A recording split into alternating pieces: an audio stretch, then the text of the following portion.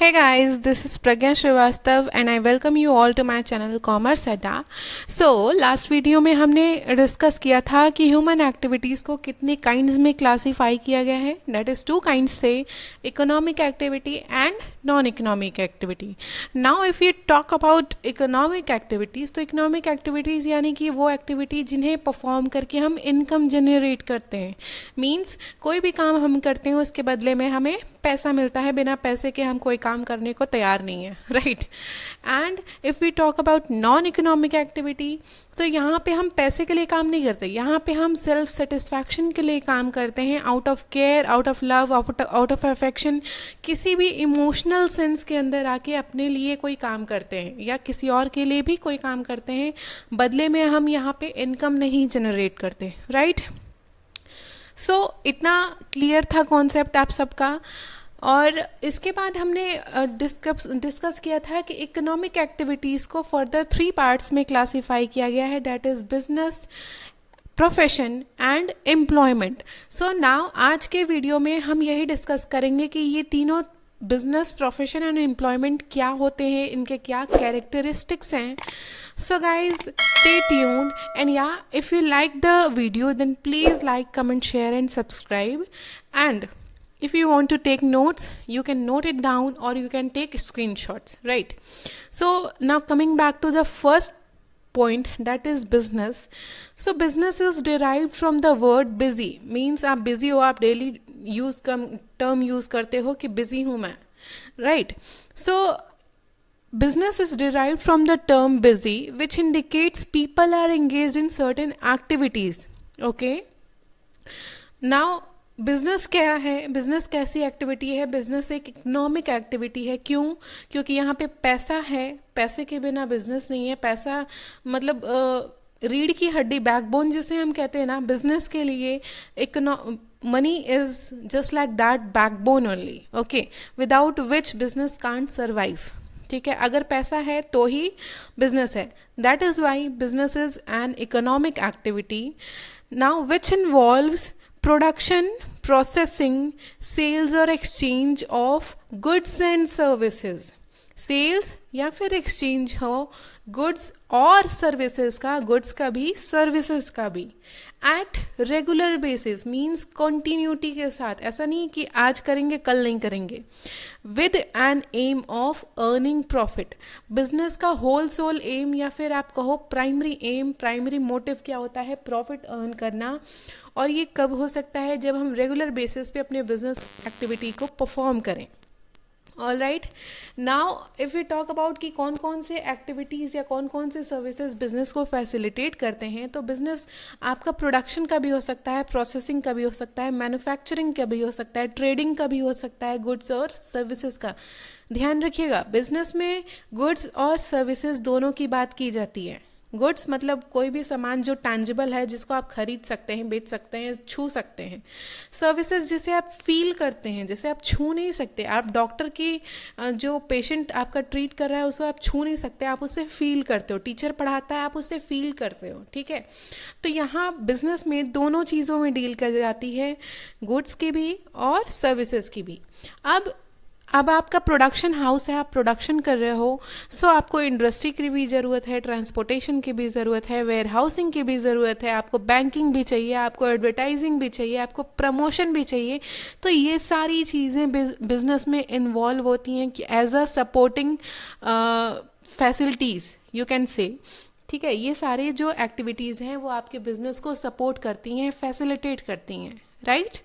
Now मैंने एक definition mention किया है सिंपल टर्म्स में. Business is an exchange of goods, money और services for mutual benefit. Mutual benefit means आपका भी बेनिफिट हो रहा है, सामने वाले बंदे का भी बेनिफिट हो रहा है जिसके साथ आप डील कर रहे हो. Okay, now we talk about characteristics of business. तो सबसे पहला पॉइंट है business is an economic activity. अभी मैंने कहा कि it is an backbone you can consider. ठीक है, बिना पैसे के बिजनेस नहीं है. इसका मेन एम क्या है? पैसा कमाना. पैसा पैसा पैसा पैसा, सब कुछ पैसा है बिजनेस में, right. Second is deals in goods and services. Business मतलब आप किसी न किसी चीज़ में डील कर रहे हो, आइदर इट इज़ गुड और it is services. Third is satisfaction of human needs. अब आप कहोगे ह्यूमन नीड्स की कहाँ से बात आ गई? अभी तो मैंने कहा प्राइमरी मोटिव क्या है, प्रॉफिट अर्न करना। ऑल्दो आपका प्राइमरी एम है पैसा कमाना, प्रॉफिट अर्न करना, but not without human satisfaction. Customer satisfaction के बिना आप प्रॉफिट कमा ही नहीं सकते। अगर आपका कोई कस्टमर है, आपसे सामान या सर्विसेज परचेज करता है, अगर उसको सेटिस्फैक्शन नहीं डिराइव होगा तो वो नेक्स्ट टाइम आपसे परचेज ही नहीं करेगा, तो फिर गया आपका प्रॉफिट मोटिव, हो गया। सो अगर सामने वाले बंदे को सेटिस्फैक्शन मिलेगा तो ही वो आपको पे करेगा, तो ही आप प्रॉफिट अर्न करोगे, right. Next is regular dealing. Business ऐसा नहीं है कि आज है कल नहीं है, आज चलो संडे है आज छुट्टी बनाते हैं, ऐसा नहीं हो सकता। बिजनेस है, आपकी शॉप है, आपको रेगुलर डेली बेसिस पे अपनी शॉप को ओपन करना पड़ेगा, डेली उस पर जाना पड़ेगा। अगर आप किसी दिन स्किप कर जाते हो, क्या पता आपका कोई कस्टमर, आपका बड़ा सा ऑर्डर मिस हो जाए, हो सकता हो वो नेक्स्ट शॉपकीपर के पास चला जाए, तो आपका लॉस होगा वहाँ पे, right. Next is profit earning. Whole sole aim is profit earning. कोई भी बिजनेस आदमी करता है, क्या सोच के करता है कि हम अपने टर्म्स एंड कंडीशन पे करेंगे, हमारा प्रॉफिट हमारे जेब में आएगा। So main M is profit. Now next and last and most important is risk factor. देखिए, बिजनेस प्रोफेशन और एम्प्लॉयमेंट में सबसे ज़्यादा रिस्क होता है बिजनेस में, क्योंकि यहाँ पे आप पैसा इन्वेस्ट करते हो और आपको गारंटी नहीं होती है इस बात की कि क्या पता आपका प्रॉफिट पूरा अचीव हो या ना हो सकता हो गवर्नमेंट की पॉलिसीज़ बदल जाए, हो सकता हो कि कोई कैलेमिटी आ जाए, कोरोना टाइप से कोई महामारी आ जाए, या फिर फैशन चेंज हो जाए, या फिर आपकी मशीनरी ख़राब हो जाए, आप ऑर्डर ना फुलफिल कर पाओ, तो किसी भी फैक्टर में आपको लॉस हो सकता है। That is why business considers risk at a high rate. Okay. Now next is profession. Now if we talk about profession, so profession refers to an economic activity which requires some specialized skill or knowledge. ये भी एक economic activity ही है although, but इसमें क्या है, ऐसा नहीं है दुकान तो कोई भी खोल के बैठ सकता है, कि कोई फिफ्थ पास भी बच्चा हो, एडल्ट हो, या फिर कोई अनपढ़ ही हो, कोई इलिटरेट ही हो, वो भी एक दुकान खोल के बैठ सकता है। बट अगर हम प्रोफेशन की बात करें तो यहाँ एक प्रॉपर फील्ड में स्पेशलाइज्ड स्किल की ज़रूरत होती है, इंफॉर्मेशन की ज़रूरत होती है, नॉलेज की ज़रूरत होती है, जिसके बिना आप प्रोफेशनल कभी बन ही नहीं सकते। Okay, and that specialized skill or knowledge is governed by certain code of conduct and is done with service motive. वहाँ पे क्या था, आपका प्राइमरी मोटिव क्या था बिजनेस में, प्रॉफिट अर्न करना। यहाँ पे क्या है, सर्विस मोटिव है। ऑल्दो आपको पैसा चाहिए तभी आप सर्विस प्रोवाइड करोगे। ओके, यहाँ पे आप जिस कोड ऑफ कंडक्ट की बात कर रहे हो, वो एक प्रॉपर एसोसिएशन आपको प्रोवाइड करता है। सपोज आप लॉयर हो, आपने लॉयर की पढ़ाई की है, वहाँ पे आपको सर्टेन कोड ऑफ कंडक्ट बताया गया है कि आपको ऐसे ऐसे ऐसे ऐसे काम करना है। आप सीए हो, ICAI का प्रॉपर गाइडलाइन लेआउट है जिसे आपको फॉलो करना है, राइट। सो ये है profession. Now if you talk about characteristics, तो स्पेशलाइज्ड नॉलेज करेक्ट है। अगर आपको टीचर बनना है तो उसके रिगार्डिंग आपको पढ़ाई करनी पड़ेगी, आपको लॉयर बनना है, आपको डॉक्टर बनना है, आपको रिलेटेड डिग्रीज अटेन करनी पड़ेगी, आपको स्पेशलाइज्ड नॉलेज चाहिए, स्पेशलाइज्ड स्किल चाहिए, उस पर्टिकुलर फील्ड के बारे में आपका कॉन्सेप्ट क्लियर होना चाहिए, आपका प्रिंसिपल क्लियर होना चाहिए, आपके पास सर्टेन कुछ ईयर्स का रिसर्च होना चाहिए, ऑब्जर्वेशन होना चाहिए, स्किल होना चाहिए, एक्सपीरियंस होना चाहिए, देन आफ्टर आप एक प्रोफेशनल बनते हो। ठीक है ना। सेकेंड है क्वालिफिकेशन। सही बात है, अगर आपके पास क्वालिफिकेशन ही नहीं है तो आप प्रोफेशनल बन ही नहीं सकते। आप टीचर बनने जा रहे हो और आपके पास डिग्री ही ना हो, आप पोस्ट ग्रेजुएट ना हो, आप बीएड ना हो, आप प्रोफेशनल टीचर कैसे बनोगे? नहीं बन सकते। फिर आप कोचिंग ट्यूटर बन के रह जाओ, वो ऑनलाइन वाले नहीं, वो भी जो घर पे पढ़ाते हैं, बस वो वाले। Okay, now next is professional association.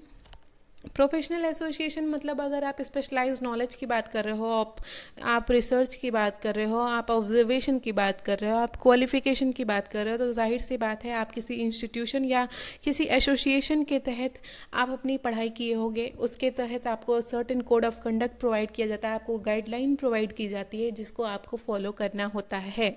ठीक है, अगर हम सीए की बात करें तो ICAI is there for chartered accountant. Okay, lawyers की बात करें तो professional association bar council of India lawyer के लिए है, ठीक है।